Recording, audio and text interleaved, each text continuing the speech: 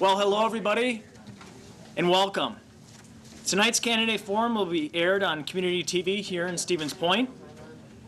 It is on analog channel 95, or digital cable subscribers, it's digital channel 984. The program is going to be aired on the following dates and times: Monday, April 30th at 7 o'clock, Tuesday, May 1st at 5 and 11 p.m., and Wednesday, May 2nd at 7:30 a.m. The program will also be simulcast on the Stevens Point website, stevenspoint.com/TV. My name is Louis Malewski. I'm the representative for this area. It's a pleasure to be here.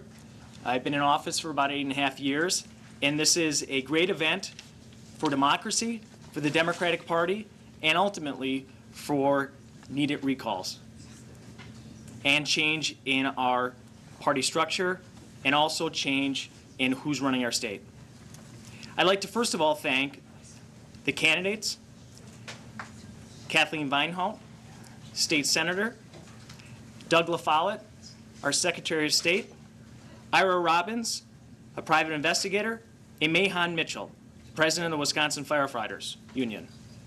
These individuals have graciously taken time out of their busy schedules to be here in Stevens Point, and we thank you. We thank them.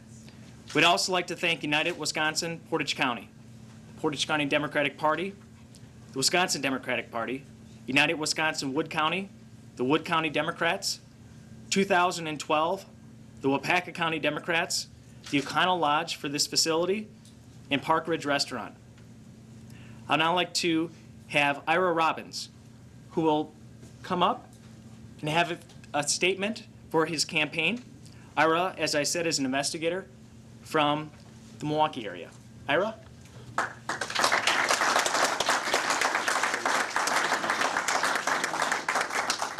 Hi, everybody. Thank you so much for coming here tonight. Thank you for allowing me to be here. I am Ira Robbins, and I've been an investigator for 49 years. I'm considered an expert in the criminal justice system, and I've worked on thousands of cases. I'm an expert in homicides, and I don't know if anybody remembers the old Laurencia Bembena case. I was the investigator that got the evidence to get her out of prison. I decided that I wanted to run for lieutenant governor out of sheer frustration with the anger and the partisan politics that have been going on. And I see big money and super PAC money coming in, special interest money also, and buying our candidates, which is the sad part. I'm not taking any donations, I'm not accepting any, and I'm spending my own money on this.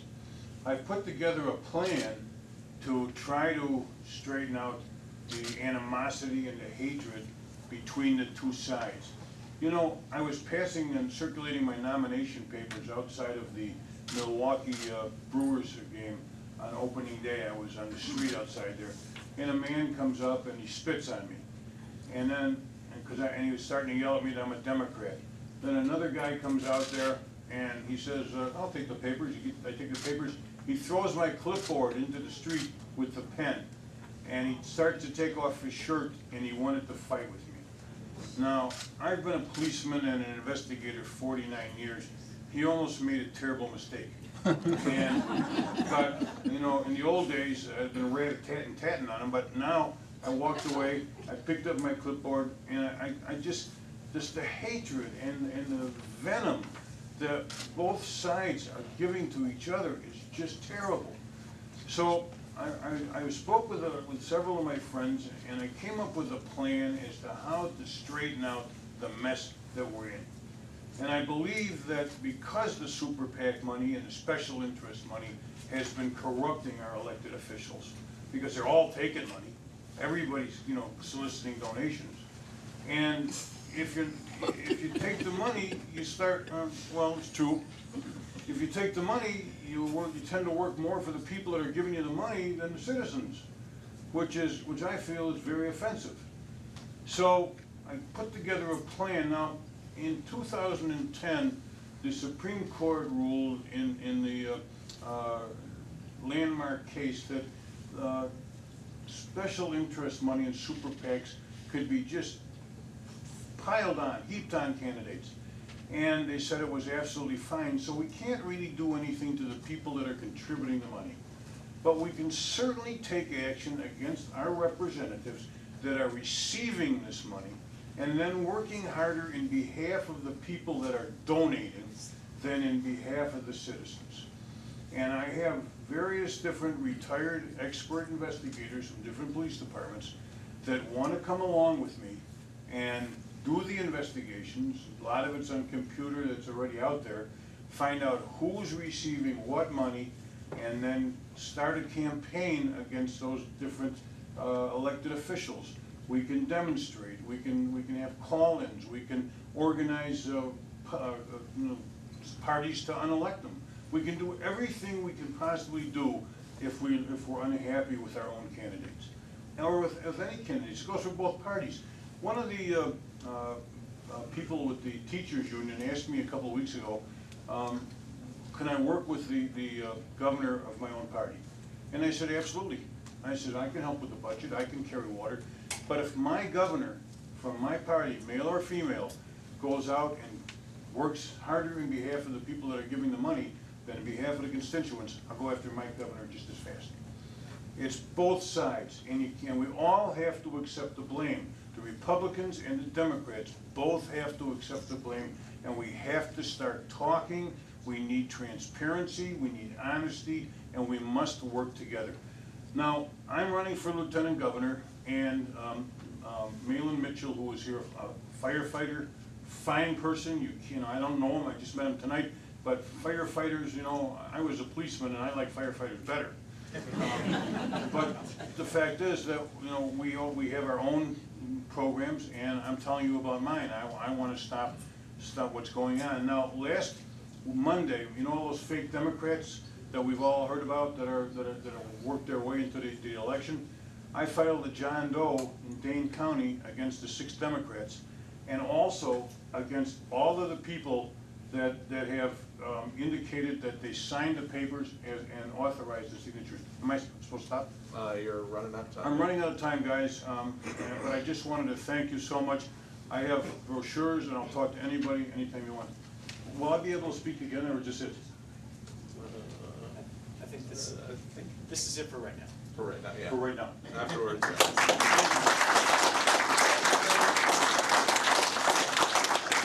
Well, thank you very much, Ira. We appreciate that, and Gary Hawley, will be mad at me. I didn't explain just briefly, we are using the light system. So the candidates have 3 minutes in this particular instance to answer the question. The green light at 2, the yellow light at 1 minute, and then the red light to stop.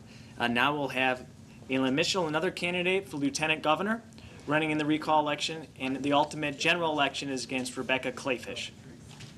How much do we get? 5 or 3? You get 5. 5. Did he get 5? You got 5. Yes. I want to be fair. That's right. Thank you. 5 minutes. I can't tell a story then. Hello, can you hear me? Yeah. All right. I'm kind of shy, so I'm going to use a microphone. So how we doing? Good. Well, my name is Malin Mitchell. I'm currently the state president of the Professional Firefighters of Wisconsin. I'm also a 15-year veteran firefighter. I'm a lieutenant now with the City of Madison Fire Department. Why am I running? Well, about 3 weeks ago we made our announcement, and I made our announcement in Milwaukee. And the reason I did our announcement in Milwaukee was because I talked about opportunities. And my parents moved from Cleveland, Ohio to Milwaukee for an opportunity. My dad got a better job. And then I was born in Milwaukee, 1977, if some of you are wondering. And you have a promise. When you're born, you have this promise. And a promise that if you live the life that you're supposed to live, the good life, as they say, and you get your education, you grow up and do the things, all things right you're supposed to do, that you have this American prosperous life that you can live. Now, I didn't say American for prosperity. Get it right. But you have this prosperous life that you can live. But right now, Governor Walker and Rebecca Clayfish are taking away our opportunity as well as our promise. Just a little bit about my background. I actually only lived in Milwaukee for about 8 months. My family moved, again, for a better opportunity to University Park, Illinois, south suburb of Chicago. And then in 4th grade, we actually moved to Delavan, Wisconsin. So imagine going from Milwaukee to University Park to Delavan, Wisconsin in 4th grade. And actually, if you didn't know, that's where Scott Walker, Governor Walker, went to Delavan High School. So me and Scott Walker graduated from the same high school. Now, we obviously took some different classes, but we did graduate from the same high school. So I have two brothers that also graduated, that are also firefighters. My younger brother's a firefighter in St. Paul, my older brother's a firefighter in Atlanta, Georgia. So after I got out of high school, I thought I wanted to be a chef. So I actually went to chef school. I went back to the Cooking and Hospitality Institute of Chicago. And I realized after about 2 weeks, 3 weeks, I said, Mom, Dad, this sucks. I don't want to be a chef anymore. Did you keep burning everything? No, I didn't burn everything. It's good though, very funny. You're taking up my time. Does this count? I had to ask that. So I called home and I said, hey, I said, this sucks, Mom and Dad. They said, well, son, you got to stay in school for 2 reasons. One is because you got to finish what you started. 2, we pay for the full year. So while I was going, they said, if you want to be a firefighter, because my brother had already become a firefighter, he said, you do that on your own time. So I went to chef school during the day. I worked downtown Chicago during the middle of the day, and at night I went to fire academy. I got hired in the city of Madison at the ripe age of 20 years old. Youngest ever hired in the city of Madison. So I got hired in Madison at 20 years old, and right away I got involved in my union. I got involved in helping others and involved in my community right away. Why am I running? Well, right now what I see, and what we all see in statewide politics, is embarrassing for the state of Wisconsin. I want to bring some normalcy to politics. We have a governor who told us way back in January, last year, that our state is broke, that we need shared sacrifice. Remember that? Shared sacrifice. So we had a $3.6 billion structural deficit that we couldn't keep kicking the can down the road, as he said. Well, what do we see in January? Tax breaks for corporations. So if you come, we are open for business. If you come in the state of Wisconsin from Iowa, Illinois, Minnesota, you get 2 years of not paying any taxes on your income you make, right? He brought back the Las Vegas loophole. So for multi-state corporations. So you can make money here in the state and pay taxes at a lower rate somewhere else. They told us it was going to cost $7.5 million to clean the Capitol. $7.5 million to clean the Capitol. Now on a side note, I told them to give me 5 bottles of Groovy Gone, and me and my firefighters would do it for half that price. They didn't take us up on that. So then we move ahead to February, and of course the state is still broke because we still have this $3.6 billion deficit. We can't keep kicking the can down the road. We need shared sacrifice, he says. But what do we see? He took away workers' rights, union rights, collective bargaining, and then asked for the concessions. And then move ahead, now it's June. We have the big budget, Act 32. What do we see there? Still need shared sacrifice, apparently. $1.6 billion cut from public education. But they say the reforms are working. I'm sure you've seen the commercials. We have a 30% cut in tech colleges. $71 million cut from tech colleges, but then the governor says that, well, we have an untrained workforce. I'm sure you've heard that. 12,000 women that used to go to Planned Parenthood, not for the woman's right to choose, but for basic health care, cut. And I can keep going on and on and on, but I got a yellow light right now. So we all know what happened in Act 32. We all know what Governor Walker's doing to our state. Right now, shared sacrifice seems like we sacrifice and they share the wealth. 3 things I want to work on. Now, I always ask the question, does anybody know what the lieutenant governor does? Other than you guys. Well, somebody said to me one day, the lieutenant governor's job is to wake up and check the pulse of the governor. But I think it can be so much more than that. 3 things I want to work on. One is jobs. We have a governor that promised that we would have 250,000 jobs in 4 years. Well, we've had 6 straight months of job losses, and we had the report come out today that we lost 4,300 private sector jobs just this last month. But we need job creation. There's no doubt about that. We got to bring business corporations to the table and actually talk about what's going on. I want to talk about education. We take $1.6 billion away from anything, you can't say it's working better. Then I also want to talk lastly, and I know I get the red light, but I got to finish this one point about poverty. We don't talk about poverty a lot. We always talk about middle class, and I'm just as guilty as anyone else. But just think about the people that are living below middle class wages and living in poverty. Just last year, we had a 17% increase in children living in poverty. So I will work hard for you. I want to be your lieutenant governor in this recall election. We have the fierce urgency of now, as they say, to choose community over chaos. We're going to do this thing. I ask for your support, and thank you.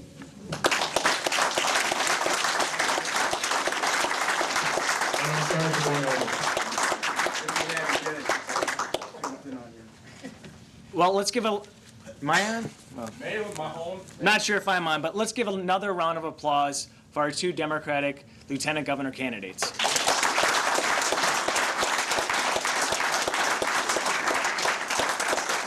means a lot that they came here to Stevens Point. I know their schedules are busy. It's a big state, 6 million people, and I gotta say, you two gentlemen could do a much better job than our Lieutenant Governor now.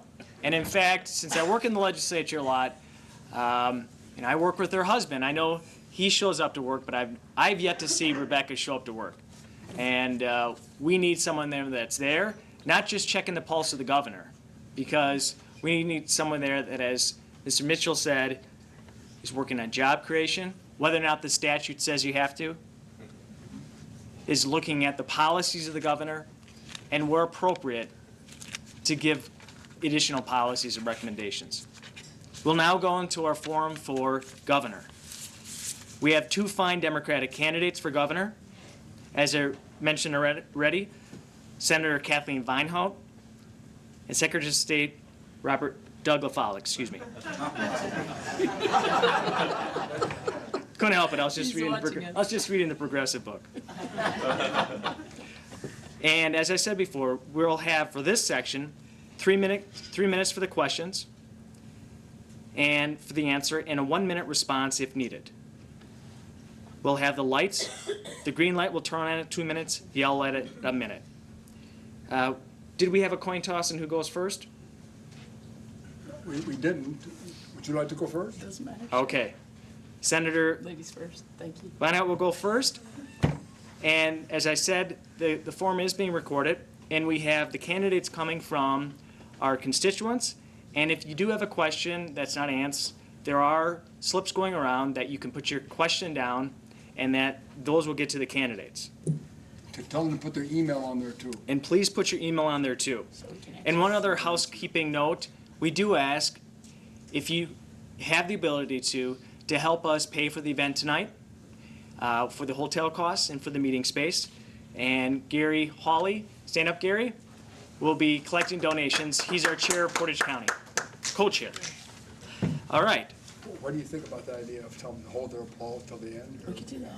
If that works. Something All right. else we've tried is don't applaud continually for all these great people, but wait till the end, otherwise we'll be here till midnight. Great, I like that. Did you hear that? Hold your applause until the end. They could wave in the air. If they like. And the candidates will have time That's for, right. You can go like this if you really like it. and the candidates will have time for a closing statement. And as I already said, we did extend invites to all the candidates running on the Democratic ticket. And these 2 individuals were the individuals that made time in their schedules, and we very much appreciate that. So our first question is coming from Lois Greeling from Marshfield.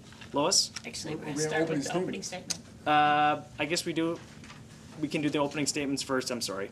And then we'll have Lois. Go ahead. Okay, thank you. I appreciate everybody who helped put this together, and I know that you worked very well. How's the sound? Is that okay? Can you hear it? Okay. We need a fresh start in Wisconsin government and politics. We need to heal the divisions among us. We need to respect each other while we debate our differences. And we have to stop pitting management or business against labor and driving a wedge between the private sector and the public sector as if they're enemies. We need everybody's best effort to create the kind of communities that we all want to live in and work in and raise a family. Everybody is suffering. We need everybody's best effort to come together. When I say we need a fresh start in Wisconsin government and politics, we all agree here we need a new governor, but we also need a new way to govern. We need transparency and openness. It's very hard to get information about what's happening in state government, and this current governor has made it much worse. We need a governor who wants to govern, who wants to dig deep into the problems that are facing our programs in state government and figure out how to fix the programs. This isn't about partisan politics. It isn't about a title on the desk. It's about solving the people's problems. I came to politics later than most of my colleagues. I came from 2 very different careers. I was a university professor for 10 years. I taught in the graduate program and undergraduate programs in health administration. I also ran both of those programs. And then I became a full-time dairy farmer. I spent 10 years milking cows, you might say seeing things from the other perspective. I wasn't afraid to get my hands dirty or my boots muddy or tell things like it was. And when I think about the story of the undercover boss, you've probably seen that TV show, The Undercover Boss, where the boss goes undercover to try and figure out what's wrong. I don't have to do that because I've seen life from the worker's perspective. My first job was as a nurse's aide in a nursing home, and people are looking for that perspective in a governor. Someone who shares their experiences, their perspectives, who will govern in their interest. And that's why my message resonates with them, and that's why my campaign is growing all over the state. We have a very grassroots campaign.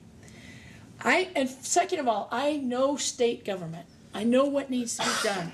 In my 6 years in the Senate, I haven't been afraid to take on very difficult tasks. I've dealt with all the major issues facing the governor, from balancing the state budget to school funding to government effectiveness to health care. As co-chair and ranking minority member of the audit committee, I've dug deep into the problems of state government, and hopefully we'll have some questions that will allow you to see some of those details that I'm talking about. And I haven't been afraid to propose solutions. A year ago, I wrote an alternative budget. That budget was posted on my website. I changed it in June when the Joint Finance Committee passed its version of the budget that eventually became Act 32 that Malin talked about. In that budget, I respected the fact that the governor didn't want to raise taxes, but I knew that the priorities that he had were ideological, and they were very messed up in my opinion. And so I did some things that needed to be done. I fully funded local government. I fully funded tech colleges. I brought K-12 education almost, but not quite up to where it had been. I returned the taxing increases on people of modest means, the homestead exemption and earned income tax credit. I've also designed an affordable health insurance exchange to bring insurance to people who cannot afford it, who are farmers, small businessmen and women, entrepreneurs, people who have a very difficult time getting affordable health insurance. I believe this is something that we need to do.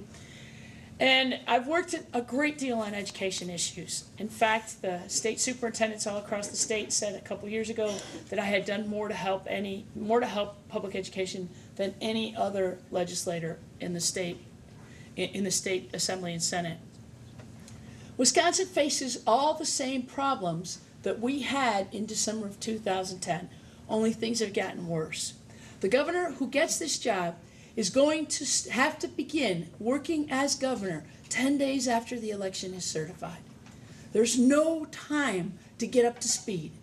We need a governor who knows where the bones are buried, who knows how to get started, who can hit the ground running and get the job done. And I'm ready to get to work, and I appreciate your support. Thank you.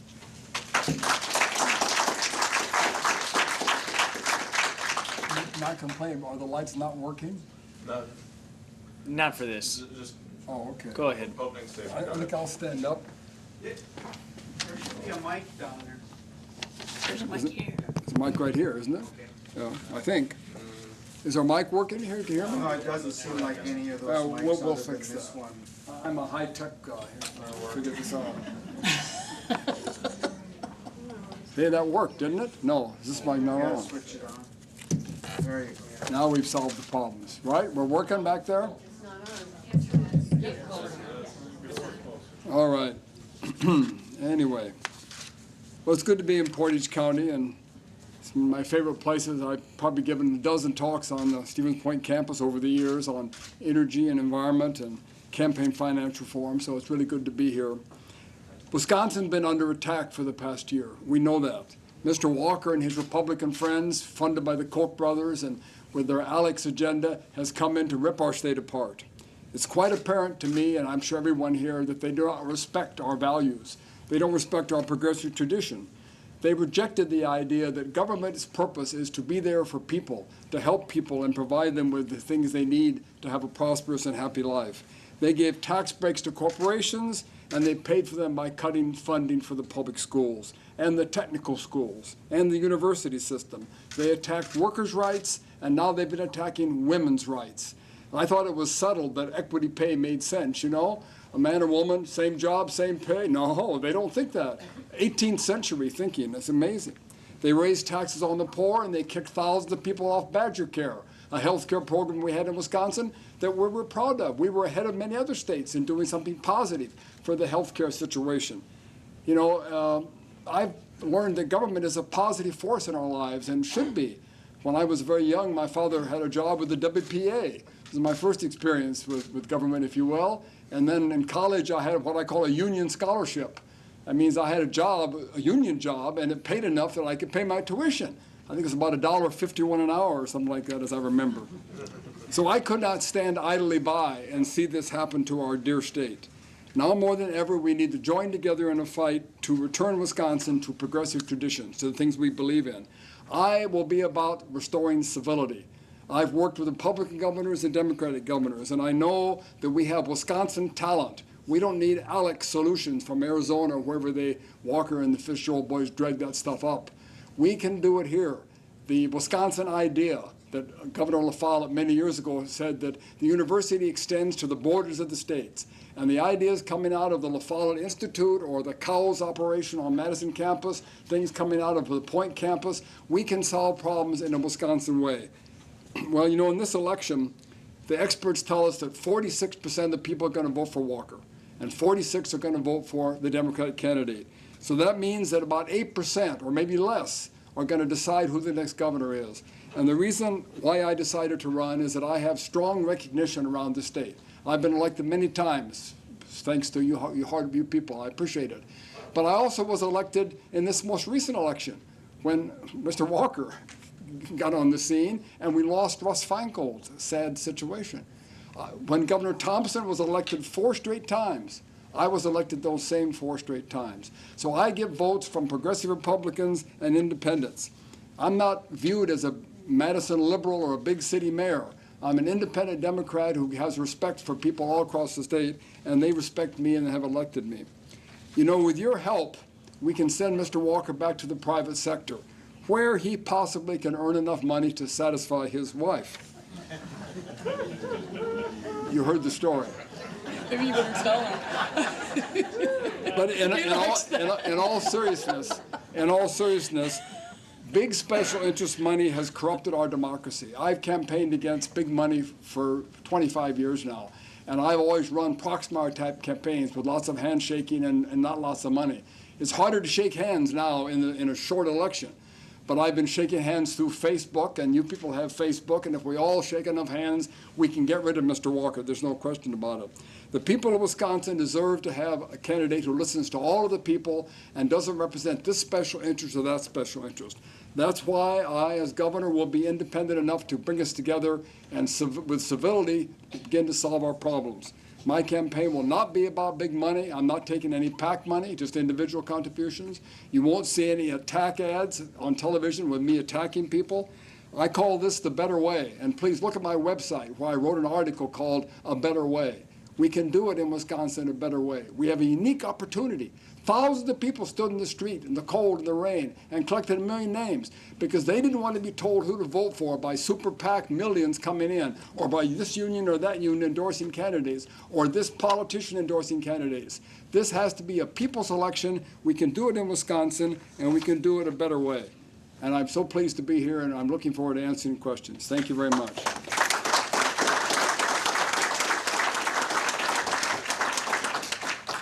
Thank you very much. We'll now move into the questions. And just so everybody understands, I am following the script. So opening statements were not on the script. Otherwise, I would have given them to you. I don't want to get in trouble. I was told I have to stay under the script. All right. Now we'll go to the questions. Lois, would you come on up and ask your question? Thank you. You want to be up here? Okay. And I'll take the Pepsi out. Okay, thank you. Welcome to the Governor's Forum tonight, and thank you, all the candidates, for coming to hear from the people in central Wisconsin. We're mighty glad to have you here. Many of us have been affected by the Walker administration, and we have some questions about how you might help us with that dilemma. Last week, about 40 of us came together in Stevens Point to attend what is called a People's Assembly. It's a very grassrootsy, very democratic way of formulating questions. We all had a part in creating questions. We came together to, first of all, discuss the needs of central Wisconsinites. Then we discussed what we might do to actually do something about these needs. And finally, we formulated a series of questions. And those questions are what we will be directing at you tonight. Many of the people who attended that People's Assembly will be asking the questions. So I will start with a question related to jobs. My question is this. More than 1,850 jobs have been lost recently in central Wisconsin. What steps would you take to help us replace those jobs? And what will you do to encourage green and sustainable economic growth?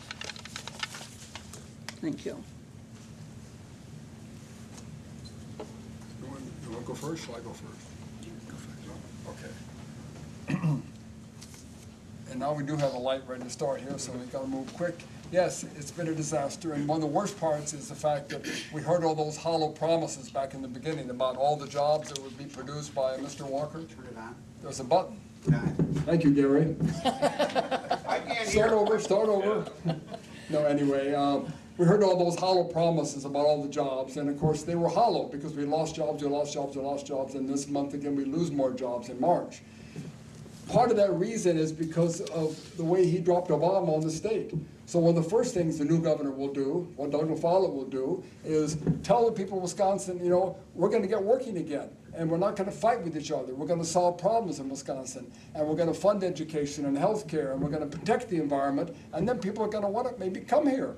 At the moment, I get emails and people say, actually, one woman called, is it safe to come here? My husband likes to go fishing, but we're afraid to come to Wisconsin. Someone from somewhere down in Indiana. Unbelievable.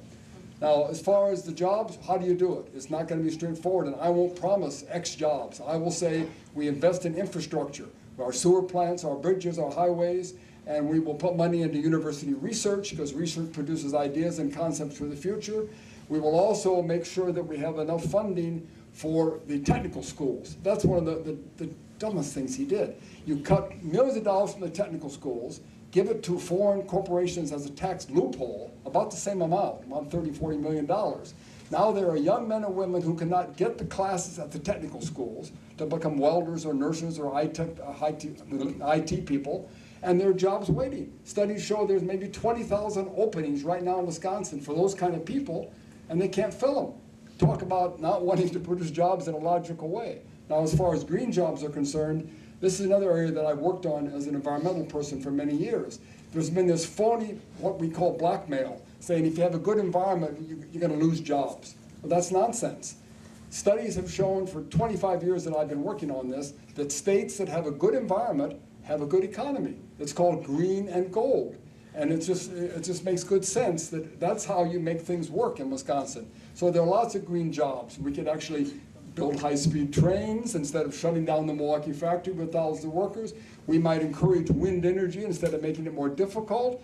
You know, there's a lot of things we could do to provide those kind of green jobs. One of the best ones in terms of dollar and job connection is simple conservation. If we insulated every home and factory and building in Wisconsin, if we put on new roofs and storm windows, etc., it would provide thousands and thousands of jobs and save us a lot of energy. We could probably stop importing so much fossil fuel into Wisconsin. I proposed that as a state senator almost 40 years ago. So green jobs is something that's possible, but it takes a governor who will be a leader and it will bring us together and not scare people away from Wisconsin with his radical kind of ideas. Senator? Thank you. This week I announced a new economic game plan. It's my proposal for moving Wisconsin forward to create those kind of communities that we want to live in, that I talked about, and to bring jobs back to Wisconsin, we need an economic game plan that invests in human potential, improves our infrastructure, and addresses the major problems that business faces when it tries to expand. First of all, as I mentioned earlier, we have to recognize that the public sector and the private sector are not enemies, but they need each other. They are in a vital partnership. Now, the current economic game plan in Madison is, the theory that goes behind this strategy is that they promise if taxes are reduced, if regulations are eliminated, if programs are slashed, the private sector is set free to thrive. But that promise is not kept. Jobs, education, and thriving communities go together. 2 years ago, Des Moines was on the top of the Forbes best list for the best place for a business and career.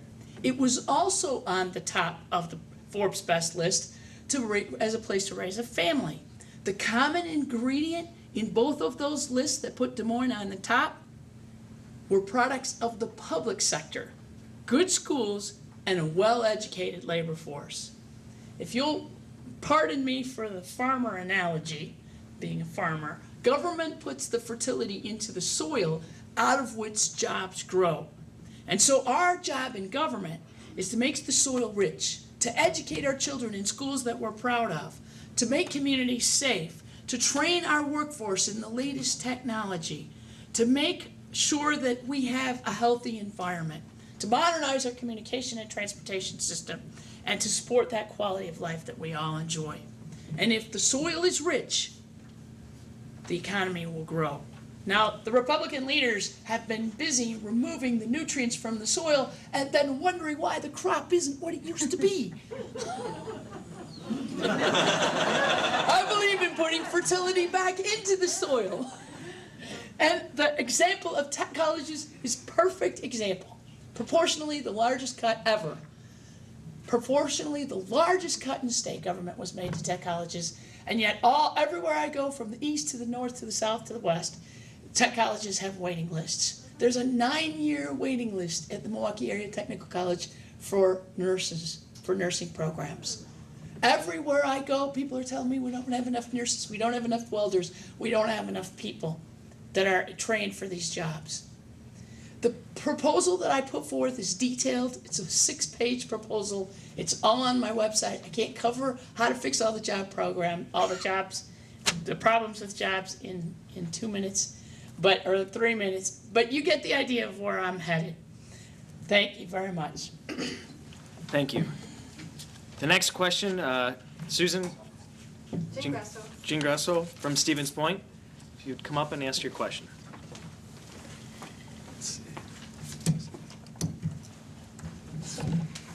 Good evening and thank you. My question is, the past year we've seen major cutbacks in government transparency, and Kathleen, you spoke to this briefly in your introduction, ranging from violations in open meeting laws to really draconian new restrictions on access to our state capitol. If elected, what will you do to restore Wisconsin's tradition of openness and transparency in government?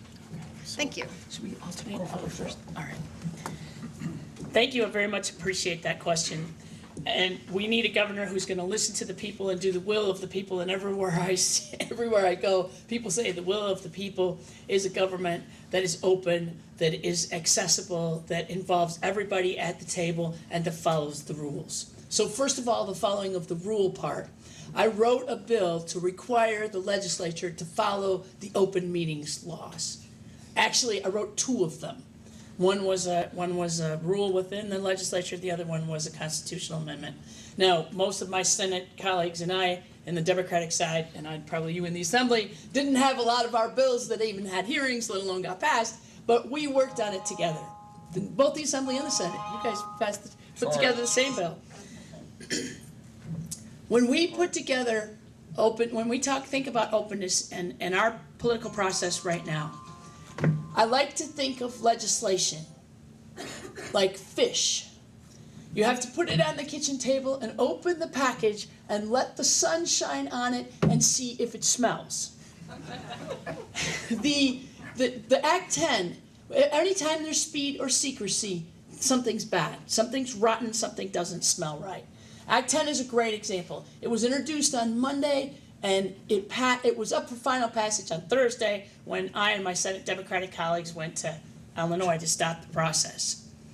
When I think, yes, and we gave people time to understand, because if you slow things down, if you open the door, let the sun shine on, people figure out what's going on. So what do we need to do to change? I think there's a lot of things that need to change. First of all, we need to get rid of a lot of the things that have happened under this governor and access to the Capitol was in clear violation, I believe, in violation of the Constitution. But we also need to add in new methods of transparency that I've struggled with on the audit committee to get finished, and the Walker administration has stalled us. A good example is something called sunshine in contracts.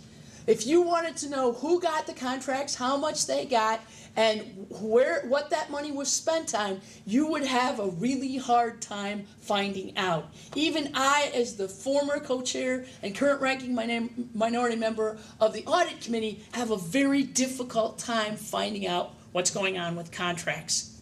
The budget process.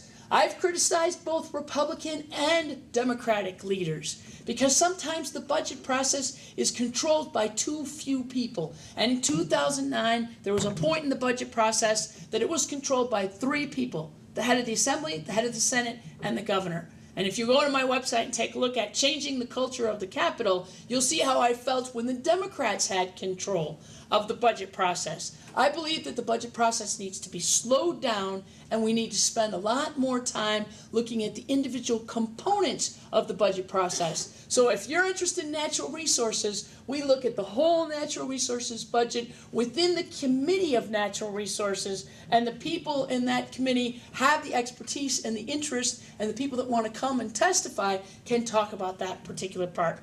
As it is now, we have a finance committee hearings that are around the state, but they're, if you remember them, because they were going on, really very difficult to be able to make the public's input into what happens in the budget process. So that's just the beginning of what has to be done. Thank you, Senator. Mr. Secretary. Very good ideas. We start out with the open meetings, which has to be fixed. It's quite clear to me that the open meetings law was violated. And I was so much aware of that I was in no hurry to publish the bill that they sent me. And I slept fine. I did the right thing. I have no problem with that. But that allowed the district attorney in Dane County, with the complaint from Peter Barca and Mark Miller, the state senators, to get it into court. And after listening for a few hours, the judge said, you were temporarily restrained from publishing that. And then she had a full-blown investigation situation, and we had a lot of interesting testimony. Actually, we had the film that took place in that secret meeting, because it happened to be someone there with a video camera. And after listening to all that for close to 2 months, the judge issued a permanent restraining order telling me not to publish it because the open meetings law had been violated. She gave an eloquent speech, which you'd been like to read. Then Mr. Walker got it to the Supreme Court as quick as he could. We had an unfortunate Supreme Court election in the middle of all that. And then finally, on a very partisan vote, clearly partisan vote, 4-3, the court ordered me to publish that law, which I still think had violated it. There was a little loophole they maneuvered, which you're going to try to fix to get around that. The voter ID law, that's another issue of openness, you know? The question is, can we just, citizens openly go and vote without going through all this paraphernalia? As Secretary of State, I know elections are run by Secretary of State all around the country, not in Wisconsin, and I think it's a good thing we keep it out of the politics.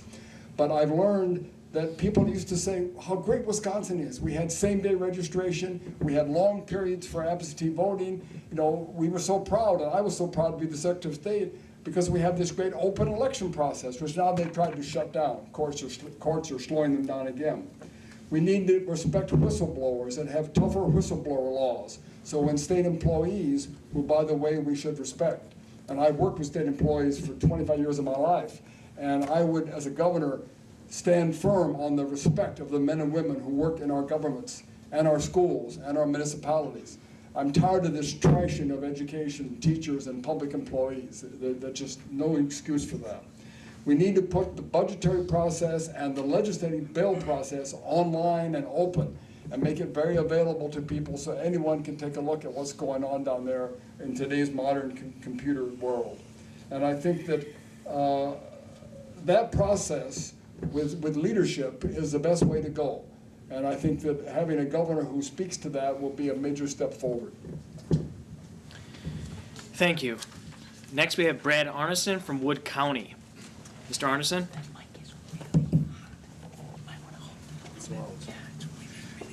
Good evening. My question is on Badger Care program. It was developed under a Republican governor, but now access to it is being threatened by Governor Walker's policies. Walker's cuts will remove an estimated 60,000 workers and families from the program. It'll cost Wisconsin $135 million in federal aid and cost hospitals millions of dollars in unpaid medical costs. How will you make sure that the uninsured or underinsured people in the state of in Wisconsin have access to health care that they need? I mentioned that in my opening statements, that how it's such a sad thing that Badger Care has been cut and destroyed basically by this administration. There's no question around the fact that it's going to be about money. So the question is, we have to get money from places where Walker has given big tech loopholes and cuts for very wealthy people, and we have to be willing to raise taxes on the people making more than $500,000 a year, et cetera, to get some of the funds. It's going to be tough, because not only do we have Badger Care, but we have education, and we have other issues where money is going to be needed. But we certainly have to do the best we can for that. And there's legislation been proposed called Protect Badger Care. It's a proposal, and I, as governor, would be very supportive of that and would certainly sign that if we can get it through the legislature. Another health care issue involves the federal money, which Walker refused to accept, to begin to set up the Affordable Care Program that Mr. Obama and the Democrats finally got through Congress. And that, again, is something I would be very receptive to putting Wisconsin in the forefront, as some other states have done, like Maryland, for example, and some others where I know what's going on in those places, where they have embraced the idea of better health care. There may be problems with the Affordable Health Care Act. It may not be perfect, but it was a start. And already there are literally thousands of people, particularly young people now on their parents' programs, people who had pre-existing assistance are getting health care because of that. And we need to have a governor who will embrace that and take the money to get the exchanges moving and to make sure that we can take best advantage of that program instead of sending money back and basically thumbing our nose at it. So it's going to be hard work. It's going to be facing up to raising money from the right places and funding Badger Care, which is a very important program that we need to continue with. Thank you. More than 1 million people in this state rely on Medicaid for vital health services, and we need to both protect those services and protect the people. Now, the governor says that we're broke, and he says that tens of thousands of people have to lose their health care, but we're not broke. In fact, there's more than $1 billion in new money that's going into Medicaid. Now, I supported the bill that we talked about, the Protect Badger Care bill, but I also want people to remember that there is a lot of new money going into Medicaid. So why is that money not available? Why is the governor talk about dropping 21,000 people off, 21,000 children and 55,000 people off of Badger Care? Part of the answer is because there's so much money that is spent in administrative contracts. There was an audit that had very little attention. I spent 3 years of my life trying to get this audit done. It finally came out right before Christmas, and very few people paid any attention to it. The audit showed that in Medicaid, 40% of the administration, 40% was done by outside contracts. These contracts had amendments that were never budgeted, never approved by the legislature, never bid, never reported to the Accounting, Procurement, and Budgeting Office. Expensive contractors were used to do routine state employee office work like answering the phone for administrators. And what was the effect of such loose oversight? An extraordinary amount of money was spent on contracts that were never authorized by the legislature. Auditors found $54.8 million in unbudgeted commitments made by the Department of Health. They also found, in an audit that was just released a few weeks ago, that the Department of Health was fined $2.7 million. $2.7 million by the federal government for unauthorized contracts extensions. The Department of Health's books are in such a mess. Remember, this is the largest single program in state government. Of the $7 billion in the state Medicaid program, auditors could not put into the right bucket $2 billion of the $7 billion. They could not assign how much of the $2 billion went to Badger Care, senior care, family care. Now, if the governor doesn't know how much the Badger Care program costs, how do you think that he can say that he's going to save X amount of money by dropping 21,000 children off of Badger Care? Those numbers are not accurate because he doesn't know what the total number is. Now, the truth of the matter is the state needs to get its own fiscal house in order before it starts cutting services to people. Thank you. You're welcome. Next up is Jim Limbaugh from Stevens Point. Jim? Do I have 3 minutes to read this long? I have to say thank you to the two best candidates that we have sitting right here in front of us. And I say that as someone at age 7, 60 years ago, sat in Waverose Drugstore in Kenosha, Wisconsin, next to Senator Joe, who my father told me was the second most powerful man in the state. And I've followed Doug's career since 1970 because he lived in that area. And lo and behold, I rode my bicycle to Bobfest 2.5 years ago, and a farmer spoke at a progressive, and it was Kathleen. Amazing. Two good candidates, the best. Thank you. Experts, including former Secretary of the Department of Natural Resources, George Myers, identified the last legislative session as the worst one for our environment in Wisconsin's history, resulting in wetland destruction, poor water quality, and reducing the voice of the people participating in the Conservation Congress. How will you handle the changes in rules and the regulations that were aimed at protecting our health and ensuring our outdoor heritage? That's my turn, right? Thank you very much for that question. And anybody who's spent some time at the Conservation Congress knows that this is one of the few examples where we have really direct effect of the people on the on what the law of the land of people is. The Conservation Congress recommends rule changes to the Department of Natural Resources that the board then accepts, and administrative rules have the force of law. Now, the governor made a change that very few people know about, unless you happen to be with the Conservation Congress. But that was something called Act 21.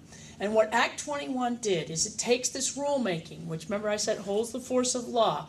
It takes the rulemaking and it begins and ends in the governor's office. So we have, with the Conservation Congress, since 1937, the voice of the people changing the law of the land.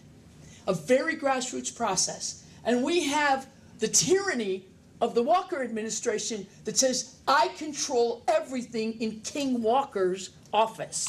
The two processes simply do not match. And so what has happened is the Conservation Congress, the voice of the hunters and anglers around the state has been muzzled. And one of the bills that I wrote this past session was to take off that muzzle and to exempt the Conservation Congress from Act 21. There was a groundswell of support all around the state among hunters and anglers to push my bill forward, and the top guy at the Conservation Congress wouldn't even allow the people to bring my bill up for a debate at the executive committee level at the Conservation Congress. And finally, Outdoor News put on the front page of their paper what was happening, and people started to understand what was happening. This is just the beginning. Going back to that question about transparency and openness, it's just the beginning of the centralization of power in this governor's office. When I think about the wetlands bill, I think about some basic policy that has been around for a very long time. Avoid, minimize, and mitigate. That's the policy we followed for a long time. Instead, what this wetlands bill did was create a new mitigation bank where developers pay money into it, and this bank buys land in other places in the state to create artificial wetlands. It's basically a let's make a deal free-for-all. That's now law in Wisconsin, and it does away with those high-quality, rare, and imperiled wetlands that are very close to here in central Wisconsin. The question I have for the Walker administration when he put this new policy in place is, how are all of those creatures that live in the wetlands that are going to be destroyed know that their home just got moved to the other side of the state? Thank you. That's a great line. I've heard it before. We've done this before. Yeah, well, as you can know from my history with environment, and for those of you who don't know, I used to teach environmental science at Parkside, and I formed a group called Wisconsin Environmental Decade, which is now called Clean Wisconsin. I'm so proud of that. Take a look at their website. They do great work.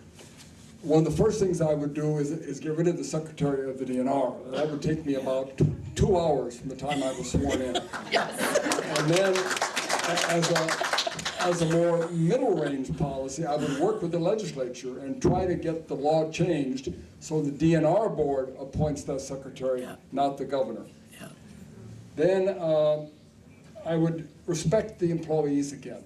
I know a lot of people have left DNR. They're very frustrated. I stood in front of the DNR building collecting signatures and talked to people come out of there. And I'm a scientist, and I understand scientific research and how you apply science to solving problems. Those people are so frustrated at the politicalization. The other day someone called me, who I didn't really know who it was, but they knew who I was, said, Secretary LaFollette, have you seen the new DNR website? Well, I said, no, I've been busy, I haven't. I looked at it. It looks like the Department of Business Development. Now, I'm not opposed to business development, and we can talk about that later, but that's the DNR website. It should be about conservation, you know? That's the last time I checked, that was the rule. The openness issue is very important, and Kathleen has discussed that. I mean, the whole idea of having this process open and giving the citizens a role is critical. You know, the wetlands issue is one that I've worked on and studied since I was a professor.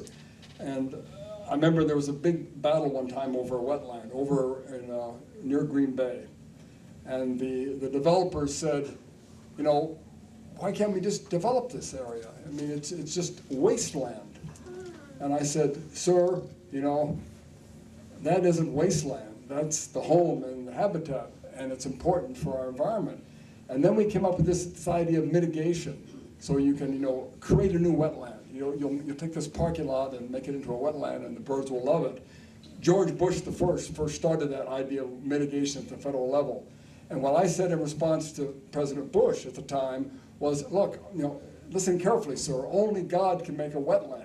And I've seen wetlands all across the country where I visited as a visiting professor, and they don't normally work. You can't build a wetland, particularly in a few weeks, let alone maybe a couple hundred years, possibly.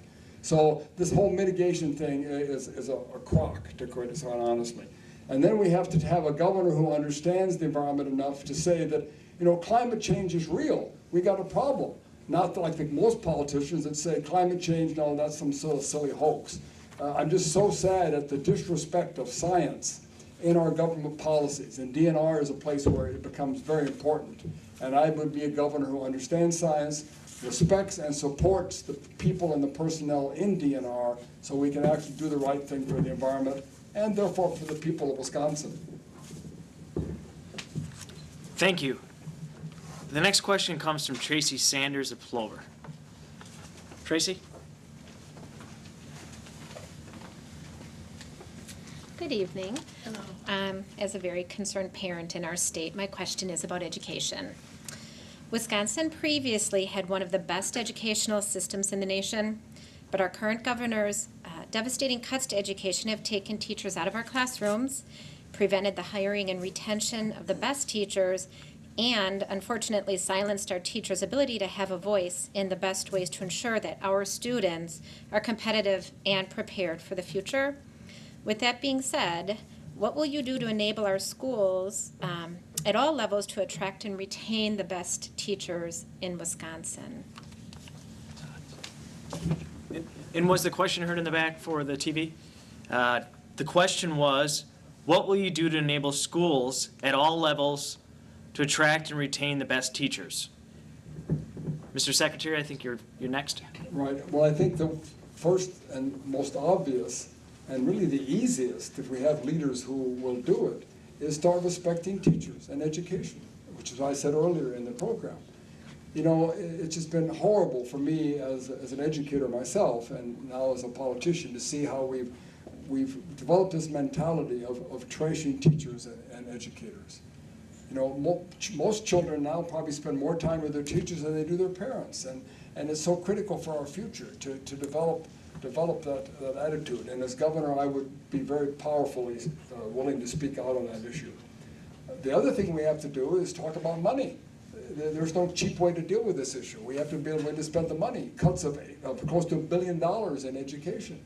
So we have to be willing to tax the people that can afford it, close the loopholes on the corporations that are not helping us in any positive way, and spend that money productively in education.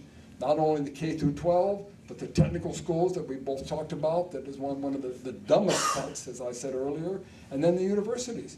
I met with some students the other day at a campus in Green Bay, I think it was, who are just outraged at the fact that the university cuts are making it hard to get the classes they want so they can get out and go into the sector and work. We have to deal with the tuition issue.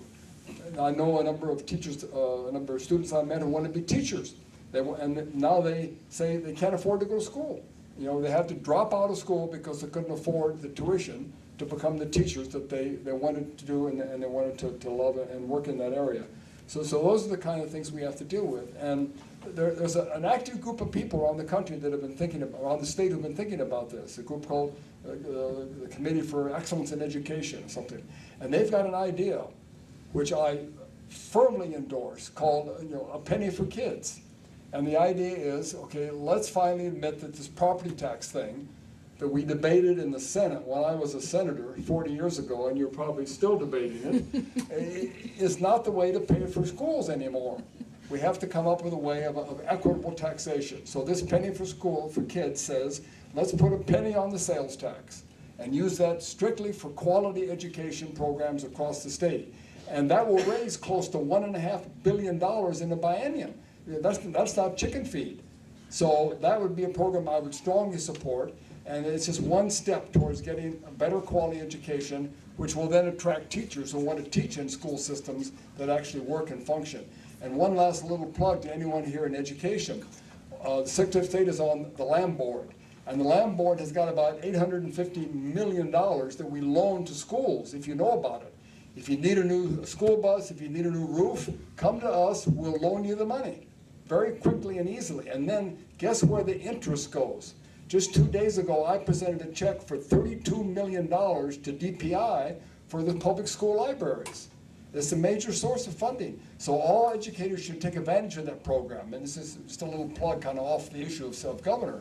Borrow money, fix your schools, and then pay the interest, which goes back to the schools. Thank you. And just for both candidates, just so we, for the TV, you just have to hold the microphone out a little farther. They're very sensitive, so we don't get the popping. Thank you. Senator? Thank you. A few weeks ago, I released a 6-point plan to invest in our human potential. Remember I talked about the part of jobs related to investing in human potential? The details are on my website. It's KathleenVeinhout.org, but I'll give you the 3-minute version. We have to begin by restoring the cuts to education. We have to bring back the teachers that were laid off. We have to restore the courses that were cut and return to smaller class sizes. And you recall that we heard just yesterday about the teachers that were cut. We now know from an audit from the DPI that there were over 2,000 teachers that were cut. We know many of these teachers are in special education, agriculture, business education, tech education. These are all essential areas that need to be restored. I wrote an alternative budget. I told you a little bit about it earlier. All of the list of where I would go to get the money to restore those cuts is on there. I want to tell you just a little bit about it. What I would do to restore the damage to education is to begin in the first year, this new coming year, the next coming school year, with an emergency funding bill. For a number of reasons, the cuts are going to be worse to the schools in this coming year than they were in this year that we're in right now. And you may have heard what's happening in Kenosha. Kenosha is, in my mind, a little bit of the canary in the mine to show what's happening in the rest of the country. I spent a day not too long ago in Kenosha, and I learned that they're cutting 250 teachers in this coming school year. The class sizes are 45 to 48. We have teachers that are being removed from the classroom, and students are going to be in front of computers all day long. I think Kenosha gives us a little insight into what's going to happen to this public education system in the entire state if we don't pay attention to what's happening. I serve on the Senate Education Committee, and I've seen a number of very bad things come through that Senate Education Committee. Second thing we need to do is we need to phase in Tony Evers' Fair Funding for Schools program over the next 2 budgets. So I'm proposing a 5-year plan, and I talk about the details why this needs to happen.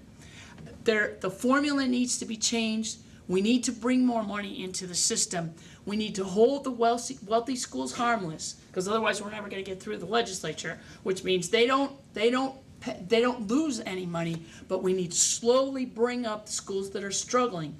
By changing the formula, we deal with some of the problems that Stevens Point has faced. The problems of declining enrollment and the problems of coming in 1993 at a low rate. So we basically the formula penalizes those schools that were frugal back in 1993.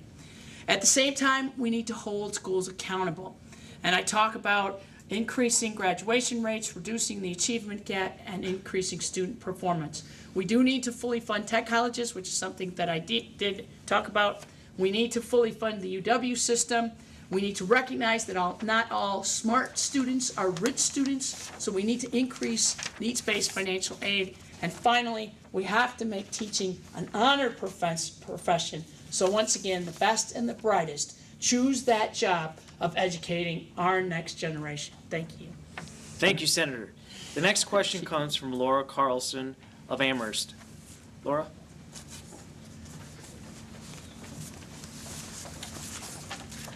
Thank you. I know you have alluded to this in a lot of your responses already, but we feel this is a very important question. We want to be proud of our state again. So if elected, you will be taking office after the most divisive governor in Wisconsin history. The current governor has driven a wedge between public and private sector workers. He has convinced a large segment of our population that the public employees who teach our children, plow our roads, fight our fires, and work to benefit our communities are incompetent and overpaid. How will you overcome his campaign of hatred and division and bring our state back together again? Thank you. Okay. I really appreciate that question. I think that may be the most important question tonight, because everything else we've talked about tonight builds on the cooperation that we need to resolve these very, very difficult problems. So the first thing I would do as governor is change the signs when you come into the state. Instead of saying open for business, they should say open for everyone. It's in symbolism, but it's very important symbolism, because the answers to the very complicated problems we solve are within the wisdom of the people in this state. And we need to bring people together and lift up their voices and do exactly what everybody did in this room when you put together these questions tonight, is create those kind of opportunities for democracy to thrive. We not only need a new governor on the 5th of June, we need an entirely different way to govern. And we need to lift up the voices of the people. We need to lift up the voices of the people in the public sector, because the wisdom to solve the complicated problems of the public sector, whether it be the schools, local government, or state government, are within the people themselves that are doing the jobs. Think about this. From an executive point of view, collective bargaining is a necessary part of effective governance. Anybody here who's ever run a business, argue with me. Tell me that our human resources are not the most important part of our operation. And the exact same thing is true for our state workers and our public workers. Our state employees have been muzzled. They have been told they cannot participate in the political process. They cannot testify at hearings. They can't work with legislators. They have to get all of their communications, in some agencies, have to get their communications approved. Think about what this does to our state, the message that this sends to the people who have dedicated their lives to public service. We need to lift up their voices, not squash them down. We need their wisdom to solve these complicated problems that we're talking about tonight, whether it be the environment or corrections, which we haven't even got to, our criminal justice system and what reforms need to be made there. We have very difficult problems. They're not going to be easily solved. But I firmly believe that bringing people together in as many different forums and opportunities as possible, we will find the solutions and we will heal. But I think the first step is to acknowledge the suffering. And we are all suffering. Thank you. Mr. Secretary? That's exactly right. I mean, this is the key question. He dropped a bomb, and he admitted that. That was what he said. And that bomb has resonated throughout the entire country.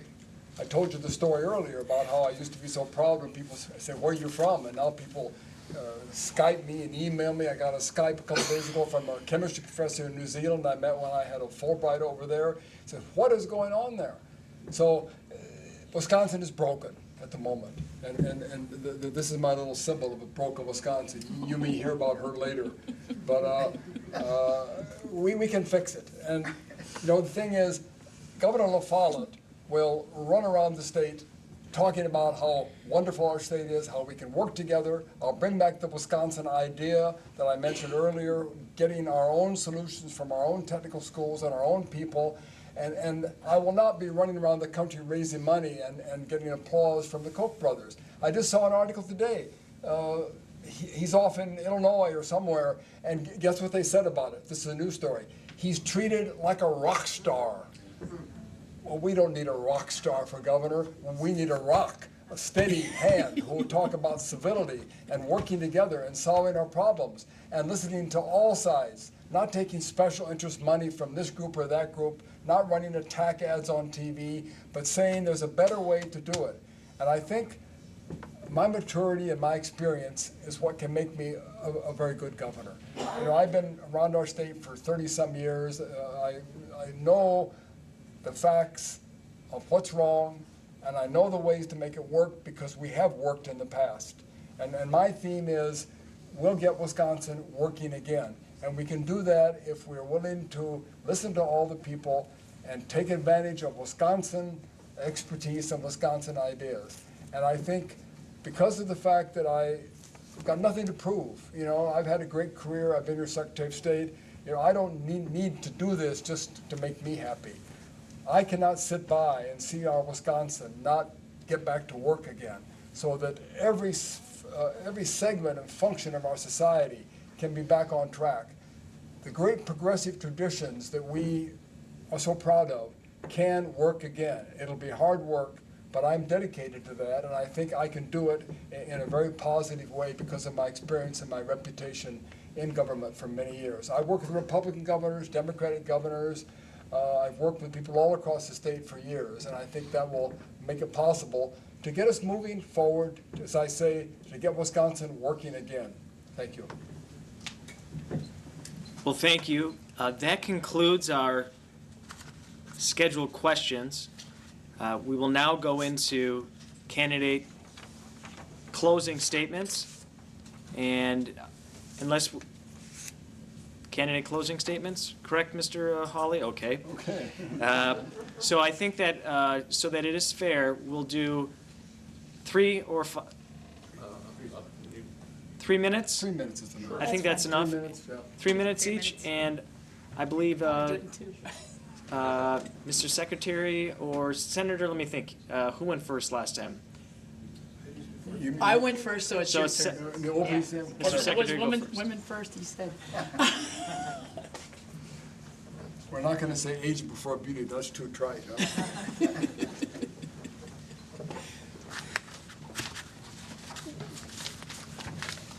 Well, this has been a good evening, as many of them, and the reason is because you're here. Like I said, we've done this before. They're important questions. We've answered a lot of them many times, and we get better and better, and we keep stealing additional ideas because we have lots of good ideas. But I'm so proud to be a leader in Wisconsin and have been able to be that for so many years.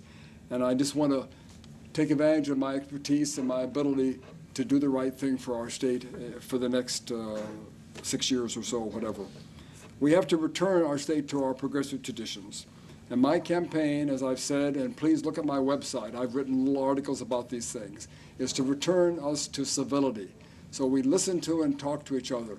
As one of the questions pointed out, one of the worst things he's done to our state is rip us apart and have neighbor yelling at neighbor, people spitting on each other, and whatever we heard from a man about the lieutenant governor's thing. That isn't the way Wisconsin is meant to be. And as I said in this election, in my opening statement, 46% are going to vote for him. Don't ask me why. And 46% are going to vote for the Democrat, and I know why. So you've got an independent group of people.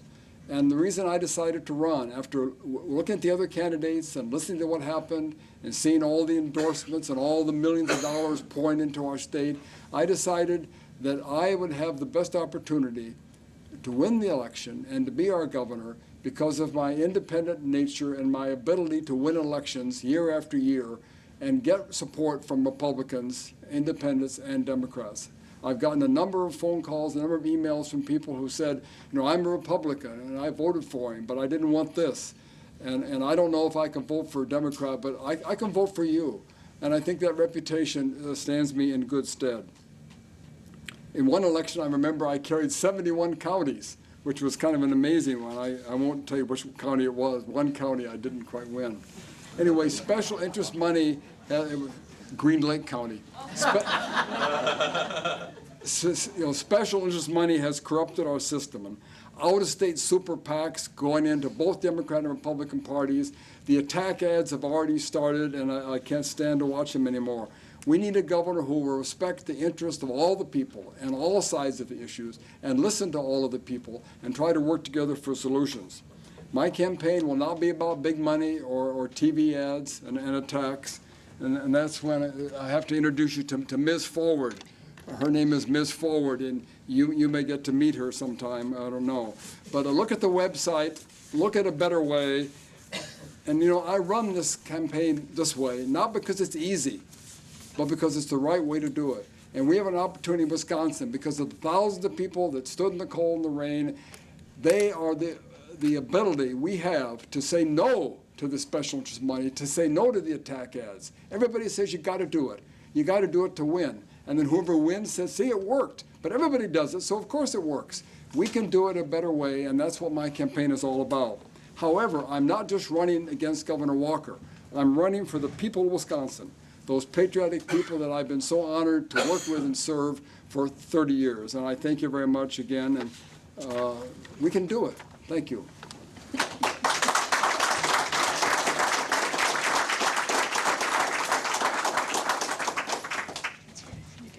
Thank you.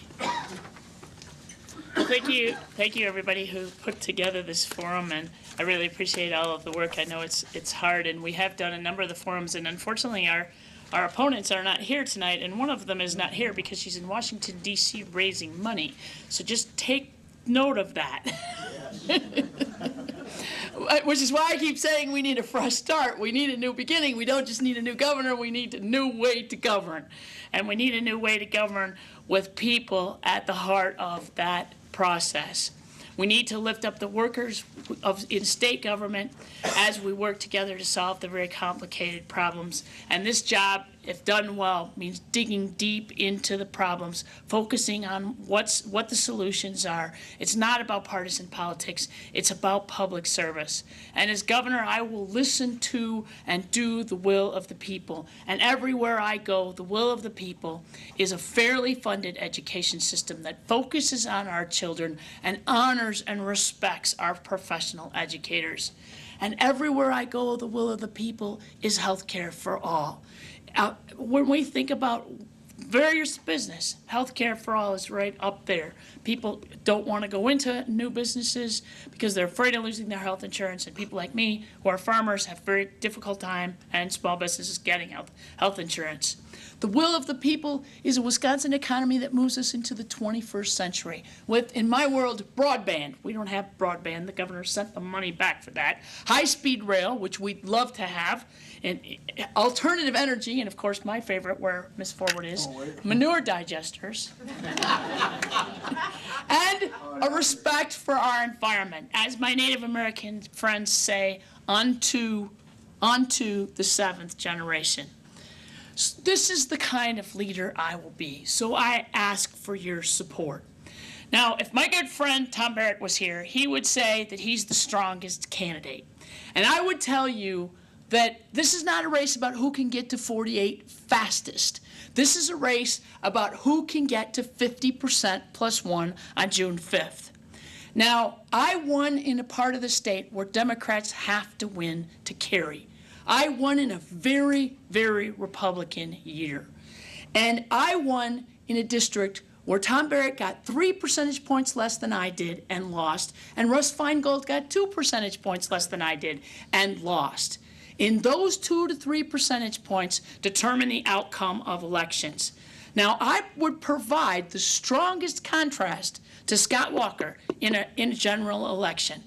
I have not had a career my entire life in politics. Instead, I've been a dairy farmer. I know what it's like to get up at 5 o'clock in the morning. Now, when those dairy farmers go to the polls, they're going to see that contrast. They're going to know that I've walked in their shoes. And I would say to you, Scott Walker can't afford to lose both the teachers and the farmers.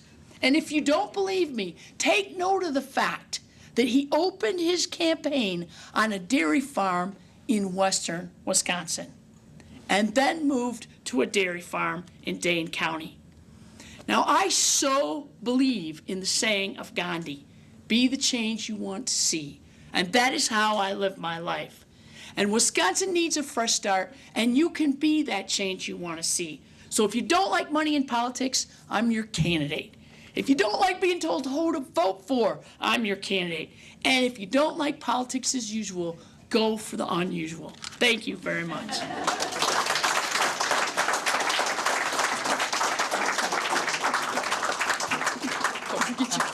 Well, thank you very much, and let's have a round of applause for our candidates for governor.